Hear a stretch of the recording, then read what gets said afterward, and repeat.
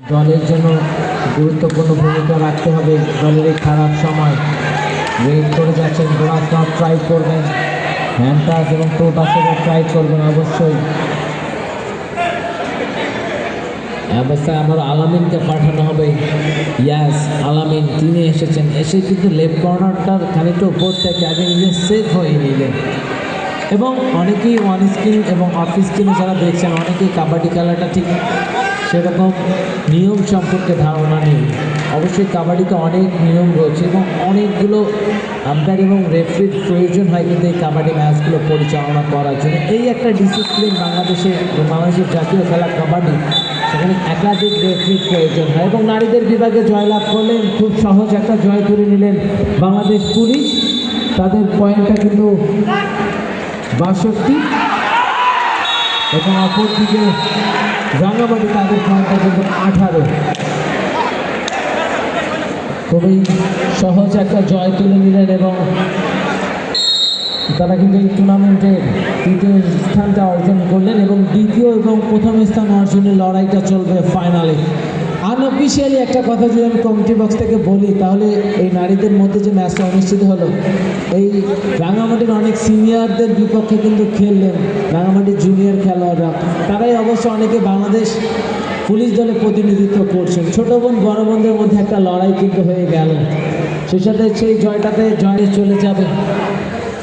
এরপর আবারও কিন্তু দ্বিতীয় সেমিফাইনাল রয়েছে পুরুষদের বিভাগে। প্রথম সেমিফাইনালটা আপনারা উপভোগ করছেন।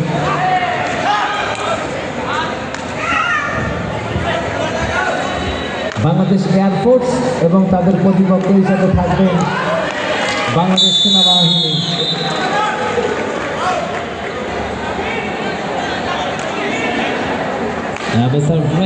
আল আমির তিনি এসেছেন, দেখে শুনে ঠান্ডা মাথায় রেডটা করছেন।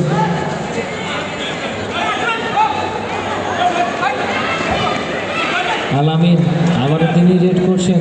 অবশ্যই গুরুত্বপূর্ণ একটা রেড, অনেকটা পয়েন্টে এগিয়ে আছেন।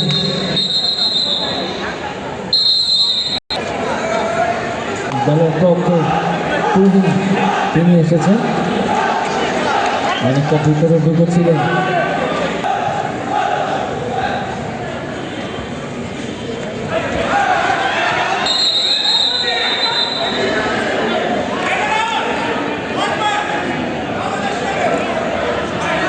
ডুয়ারটাই রেড থাকিয়ে কিন্তু বেরিয়ে যেতে পারলেন না, একটা পয়েন্ট কিন্তু খোয়াতে হলো এই জায়গাটাতে। 18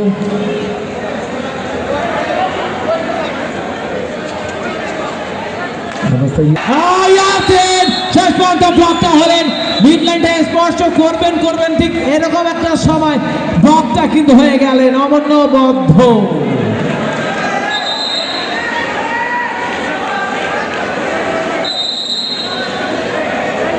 ইয়াসিন আরাফাত জাতীয় দলের খেলোয়াড়, তার কাছ থেকে আরো ভালো রেড আশা করছেন দর্শক এবং সমর্থক এবং টিম ম্যানেজার, কোচ, কর্তৃপক্ষ। অবস্থা আলামিন তিনিও কিন্তু জাতীয় দলের খেলোয়াড়, তিনি এই মুহূর্তে রেড করছেন। দেখে শুনে ঠান্ডা মাথায় রেডটা পরিচালনা করছেন। অবশ্যই 6 জন একটা ডিফেন্স লাইন আপ, বোনাসটা রয়েছে। হ্যান্ড টাচ এবং টো টাচে ট্রাই করবেন আবারও সাহা, তিনি যাচ্ছেন এই মুহূর্তে রেড করতে। নাম্বার 4 দলের পক্ষে তিনি গিয়েছেন, চমৎকার ফুটওয়ার্ক এবং কাবাডির জন্য ফুটওয়ার্কটা কিন্তু অবশ্যই গুরুত্বপূর্ণ। দেখা যাক শেষ অবধি আজকে কোন দলটা জয়লাভ করে। প্রথম সেমিফাইনাল পুরুষদের বিভাগে, দ্বিতীয় সেমিফাইনাল অনুষ্ঠিত হবে পুরুষদের বিভাগে, যেখানে বাংলাদেশ সেনাবাহিনী নাম্বার 7 ড্রিবলিং করে বেরিয়ে গেলেন। এই জায়গা থেকে একাধিক পয়েন্ট পেয়ে যাবে, অবশ্যই বোনাস সহ 3টা পয়েন্ট পেয়ে যাবে কিন্তু নাম্বার 7 দলের পক্ষে।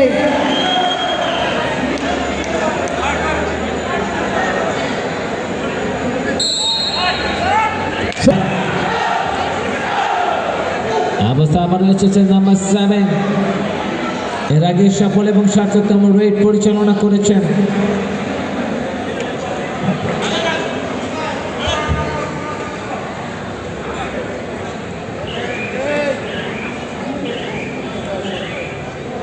তিনি এসেছেন রেড করার জন্য, দেখে শুনে রেডটা করছেন। দলের জন্য আজকে কিন্তু অবশ্যই গুরুত্বপূর্ণ ভূমিকা রাখতে হবে। শেষ পর্যন্ত ভূমিকাটা রাখতে পারবে কিনা সেটাও কিন্তু দেখার বিষয়। লেফট কর্নার, রাইট কর্নার সব জায়গাতে ট্রাই করছেন, সাকসেস হতে পারবেন কিনা সেই চলতি সেটাও দেখার বিষয়। ইয়াস সম্ভবত একজন লাইন আউট হয়েছে।